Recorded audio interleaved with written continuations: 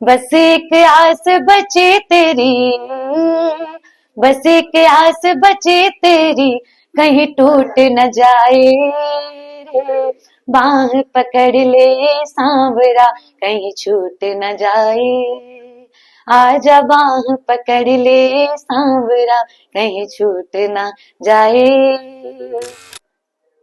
दिल की बातें प्रोग्राम में सभी दोस्तों का बहुत बहुत स्वागत है। दोस्तों आज हमारे साथ हैं सुप्रसिद्ध भजन गायिका प्रियंका मालरा जी। उनसे जानेंगे उनकी दिल की बातें। प्रियंका जी आपका बहुत बहुत स्वागत है। धन्यवाद। प्रियंका जी सबसे पहले आपके लाइफ के बारे में, आपके प्रोफेशन के बारे में, आपकी इनिशियल जो लाइफ है उसके बारे में जानना चाहेंगे। जी एक्चुअली रिसेंटली जो हमारी लाइफ है आप कहाँ से बिलोंग करते हो? जी मैं प्रॉपर तरावड़ी करनाल से बिलोंग करती हूँ, हरियाणा से। जी। और मिडिल क्लास फैमिली से हैं और डिवोशनल करना ज्यादा पसंद करते हैं। शुरू से ही 5th क्लास से जब स्कूल में थे तो हमने गीता के श्लोक से अपनी शुरुआत की थी, भगवत गीता के श्लोक से। कितनी एज से? 5th क्लास में थी जब मैं। जी। तो उसे अकॉर्डिंग आप अंदाजा लगा सकते हैं क्या एज होगी। जी। ज्यादा नहीं थी। तो हमारे टीचर्स ने हमें सजेस्ट किया था कि भगवत गीता के श्लोक के लिए हमें रेफर किया जाता था, सिखाया जाता था। जी। तो उसके अकॉर्डिंग हम लोग जाते थे कुरुक्षेत्र यूनिवर्सिटी, जो गीता जयंती महोत्सव मनाया जाता है, जैसे कि अभी भी गया है जो। जी।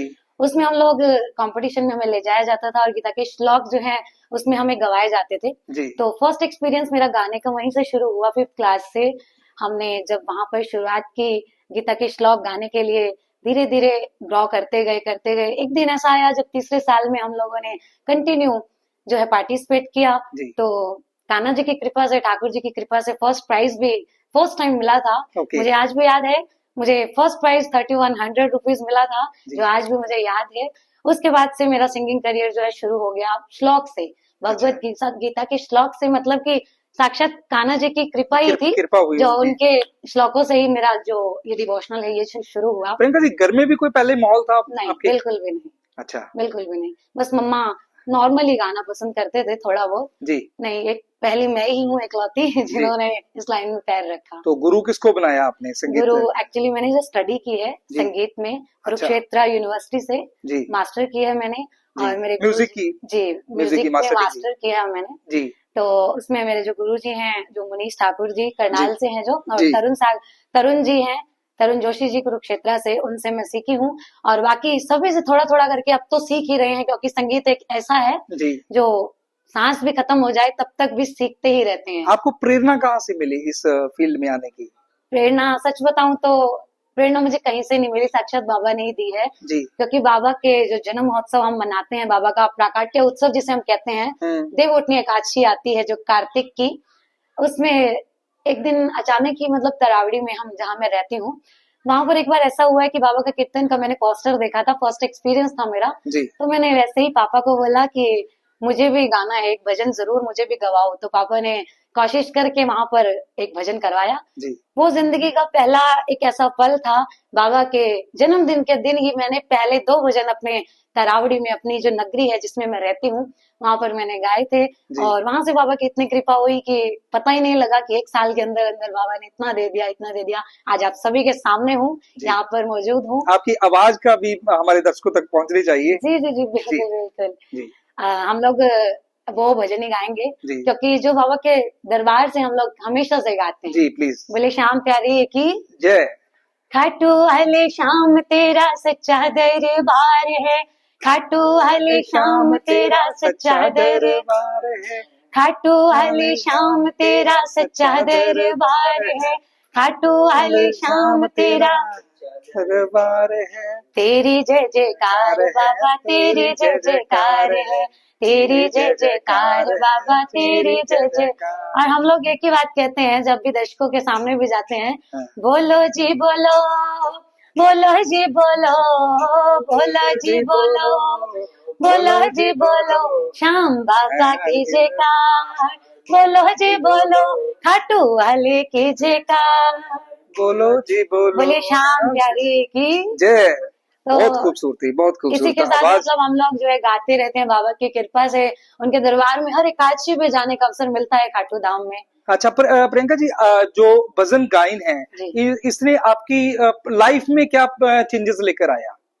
मैं सच बताऊं तो इतने चेंजेस हैं, मैं एक्सप्लेन नहीं कर सकती सीरियसली। अगर बताऊं तो मुझे अभी 25 नवंबर को अभी जो गया है 5 साल मुझे हुए हैं बाबा की जो सेवा करते हुए, भजन गाते हुए, स्पेशली फील्ड में 5 प्रोफेशनल तरीके से 5 साल मुझे अभी नवंबर में हुए हैं जी।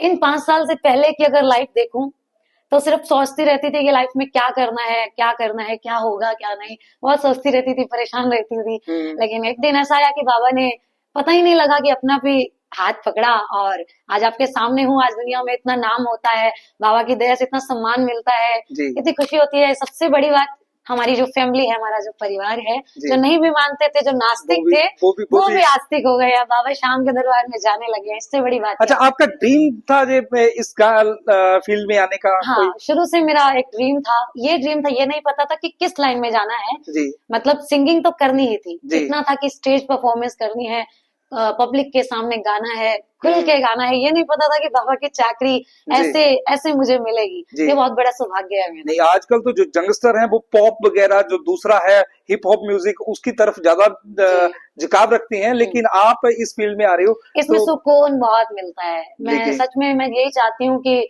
जब तक सांस है बाबा बस। नहीं, आपको वो चीजें अट्रैक्ट नहीं करती क्या कि आप सिर्फ एक रिलीजियस फील्ड तक सीमित रह गए? नहीं करती, क्योंकि जब दिन रात सुबह से शाम तक बाबा के भजन चलते रहते हैं घर में, 24 घंटे दिमाग में सिर्फ और सिर्फ बाबा शाम रहते हैं, तो फिर दूसरी तरफ ध्यान जाएगा ही नहीं। बिल्कुल कॉमन सी बात है जी।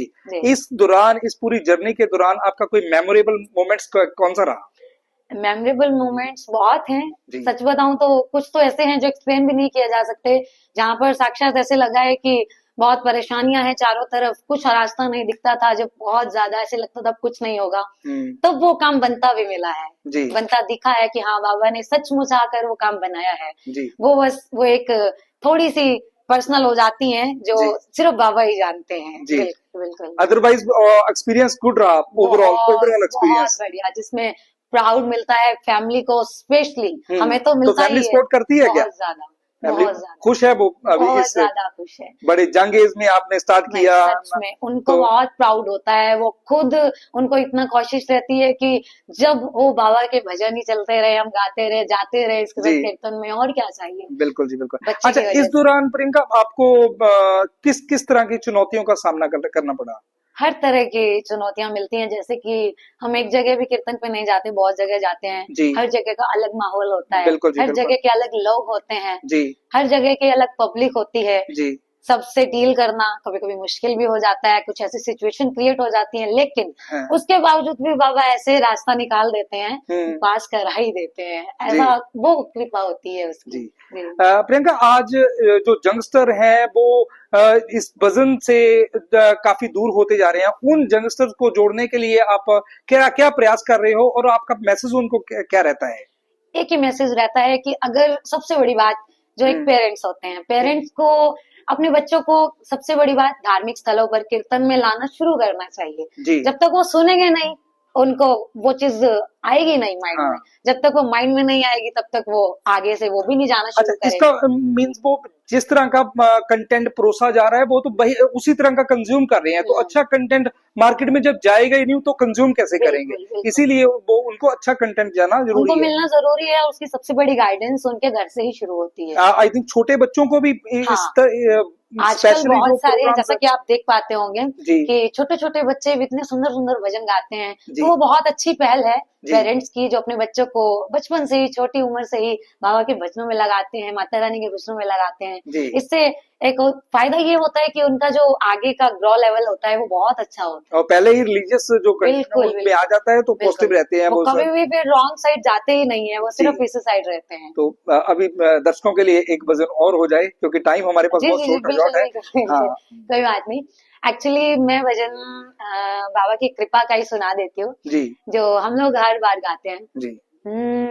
मेरे श्याम मेरी नैया उस पार लगा देना, मेरे श्याम मेरी नैया उस पार लगा देना। और बाबा सबसे बड़ी बात, अब तक तो निभाया है, आगे भी निभा देना, अब तक तो निभाया है, आगे भी निभा देना। और जैसे कि खाटू बुलाता है बाबा, हर महीने बुलाते हैं, क्यों बुलाते हैं?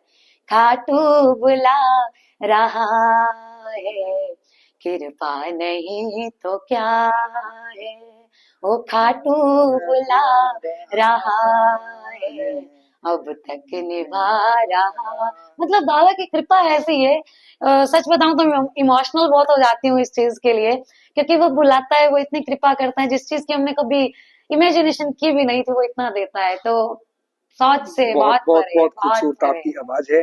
प्रियंका जी, फ्यूचर प्लानिंग क्या करके लेकर चले फ्यूचर हो? प्लानिंग सिर्फ एक ही है, जी अंतिम सांस तक बाबा भजनों में लगा के रखे, अपने दरबार में हमसे भजन सुनता रहे। जी। इससे बड़ा सौभाग्य कुछ भी नहीं होगा, जिंदगी का सब कुछ मिल जाता है, सब कुछ, सब अगर खुशियां। प्रियंका जी भजन गायिका ना होते तो क्या होते?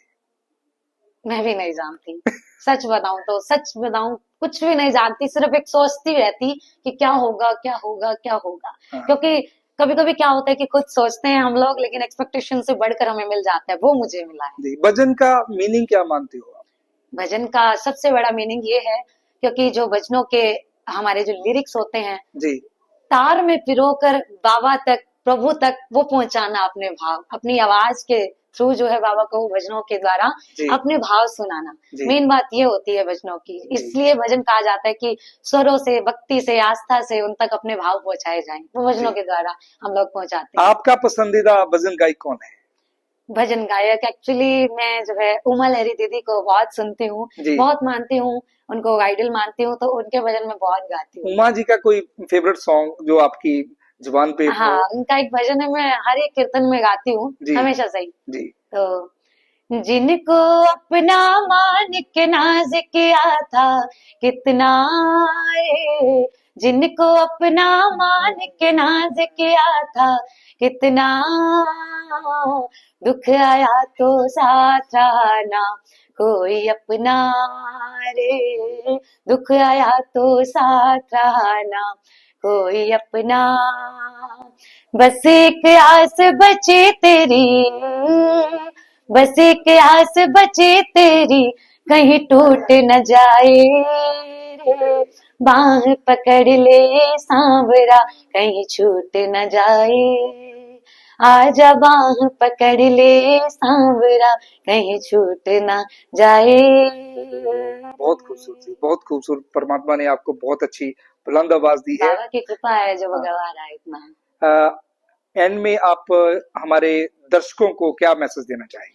मैसेज में सबसे बड़ा यही देना चाहूंगी कि आज की जो सबसे ज्यादा हमारी जो यंग जनरेशन है, जी कि जो उनके माता पिता भी हैं, उनको जरूर जो भी धर्म का स्थल होता है, कीर्तन होता है, चाहे वो बाबा श्याम का हो, चाहे वो भगवती जागरण माता रानी का हो, कोई भी कीर्तन हो, जागरण हो, उसमें अपने बच्चों को ले जाना शुरू करें, जी क्योंकि बच्चों का जो है, उनकी ग्रोथ जो है सबसे पहले वहीं से शुरू होगी, और उनका जो आने वाला जीवन है वो सचमुच बाकायदा 100% ही बहुत खुशहाल होगा। तो मैं यही सबसे रिक्वेस्ट करूंगी कि अपने बच्चों को जरूर जरूर जरूर हमेशा भजन सुनाते रहें और भजनों के द्वारा आगे बढ़ाते रहें। इसी के साथ सभी को प्रियंका मालरा की तरफ से जय श्री राम। बहुत बहुत शुक्रिया प्रियंका जी, आपने समय निकाला हमारे चैनल के लिए। धन्यवाद। ये थे प्रियंका मालरा जी, जिन्होंने अपनी कुछ जर्नी हमारे साथ शेयर की। उम्मीद करते हैं जे फ्यूचर में बहुत बड़ा नाम बनेगी और भगवान की भक्ति इसी तरह भक्तों तक पहुंचाते रहेंगी। धन्यवाद, शुक्रिया। धन्यवाद।